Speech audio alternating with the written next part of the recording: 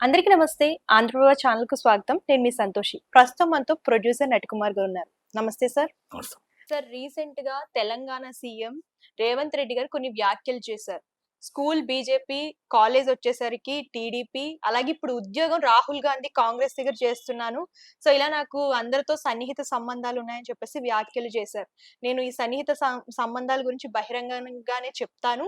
So, ఎక్కడ దాయనని చెప్పేసి అని అంటున్నారు. ఈ వ్యాఖ్యలు మనం ఏ విధంగా చూడొచ్చు? అక్కడేం తప్పనిపించింది ఆయన మాటల్లో మీకు? అహా! లేదు సార్. అంతే కదా! నేను స్కూల్ చదివే సమయంలో ఆర్ఎస్ఎస్ హ్మ్. కార్యకర్తని, ఆర్ఎస్ఎస్ అండ్ బీజేపీ కార్యకర్తని. హ్మ్.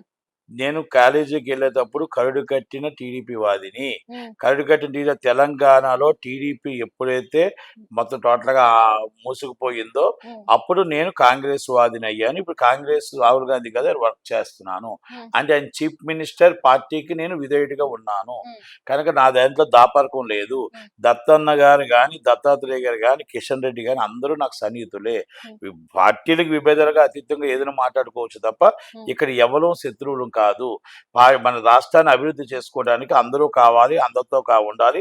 కేంద్ర మంత్రిగా ఆయన సపోర్ట్ చేయాలి. దత్తన్న గారు సపోర్ట్ చేయాలి. దత్తాత్రేయ గారితో కూడా మాకు మంచి అనుబంధం ఉంది.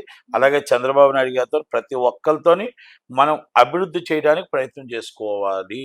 హ్మ్. కనుక అంది రేవంత్ రెడ్డి గారు చెప్పిన మాట. దాంట్లో ఎక్కడా నాకు తప్పు అని అనిపించట్లేదు. హ్మ్. రాహుల్ గాంధీ గారు ఏం చెప్పారు దానికి నిబద్ధతగా నేను ఉన్నాను అంటున్నాడు. హ్మ్. కనుక దాంట్లో ఎక్కడ తప్పుంది? కాంగ్రెస్‌లకి ఏం తప్పు అనిపించిందా? మీకు తప్పు అనిపించిందా? లేదు సార్. తప్పుగా ఏమి ఆ! అనిపించలే. సో, కొంతమంది ఉండొచ్చు. కొంతమంది కొంత మినిస్టర్ పదవి రానోళ్ళు ఎవరైనా కొంతమంది ఉంటే ఆళ్ళకి తప్పనిపించొచ్చు. హ్మ్. కనుక బీఆర్ఎసోళ్ళంటే మరి ఆళ్ళ ప్రాబ్లమ్ ఆళ్ళకుంది కదా! హ్మ్. 2, 3 కుంపట్లు పడుతున్నాయి కాబట్టి, హ్మ్. అది తప్పించుకోవడానికి ఆళ్ళ మాటలు ఆళ్ళు ఆడుకోవచ్చు. హ్మ్. అంటే రీసెంట్‌గా సీఎం పదవి మారతది అని చెప్పేసి వార్తలొస్తున్నాయి కదా! దాని గురించి ఇలా కామెంట్ చేశారని చెప్పేసి కొన్ని వార్తలైతే వస్తున్నాయి. కొంతమంది అంటున్నారు. సో, ఇందులో ఏమైనా ఉందంటారా? సో, దానికోసం ఎలా? 5 సంవత్సరాలు రేవంత్ రెడ్డి గారే ఉంటారు. హ్మ్. 5 సంవత్సరాల్లో 110 సీట్లు హ్మ్. మొత్తం 110 సీట్లు. హ్మ్.